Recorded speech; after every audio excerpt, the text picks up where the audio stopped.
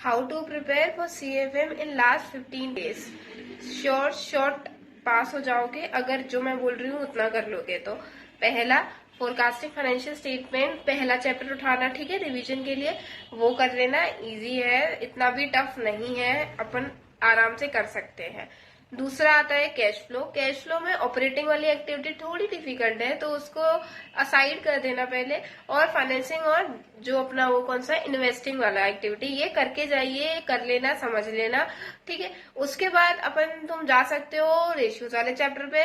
Ratios वाले chapter theory perspective से भी पढ़ना है तुमको, और वैसे सॉल्विंग के पर्सपेक्टिव से भी पढ़ना है। उसके बाद तुम अंडर राइटिंग करोगे, अंडर राइटिंग के बाद बायबैक करोगे, बायबैक के बाद issue and redemption of debentures करोगे, क्योंकि वो उसमें से क्वेश्चन बनता ही है हर बार डिवेंचर से, तो डिवेंचर आएगा ही आएगा, तो करके ही जाना, उसमें कोई वो चांस ही नहीं है कि नहीं आए।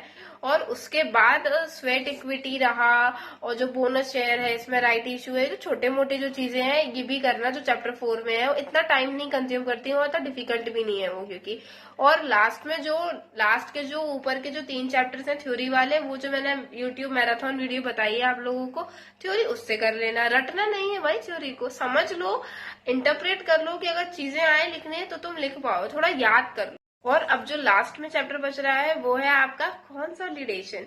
वो सबको बहुत टफ पड़ता है। मैं तो देखो ये कहूंगी कि अगर तुम्हें पूरा इतना बड़ा क्वेश्चन नहीं बन रहा है ना, नहीं करना है, मत करो।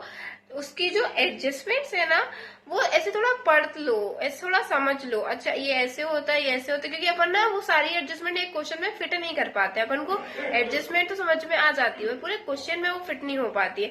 तो एडजस्टमेंट थोड़ी बहुत समझ लो ना, क्योंकि अगर कंसोलिडेशन से क्वेश्चन आ भी जाता है तो तुम एटलीस्ट वर्किंग नोट्स में वो एडजस्टमेंट तो सॉल्व कर लोगे। पूरा अगर क्वेश्चन फ्रेम नहीं, आंसर फ्रेम नहीं कर पाए तो कम से कम वो तो थोड़ा बहुत वर्किंग नोट्स टाइप तो लिख दोगे ना, उसके भी आंसर बोल रही हूँ, उसके भी पॉइंट्स मिल जाते हैं, क्योंकि इसीलिए वो भी कर लेना। तो अगर इस तरीके से सीए करोगे, अपना सीए का पार्ट कंप्लीट करोगे, रिवाइज करोगे, तो आराम से हो जाएगा यार। 15 से क्या 10 दिन में हो जाएगा तुम्हारा रिवीजन। अब करेक्ट वे क्या है रिवीजन का प्रैक्टिकल सब्जेक्ट्स के लिए।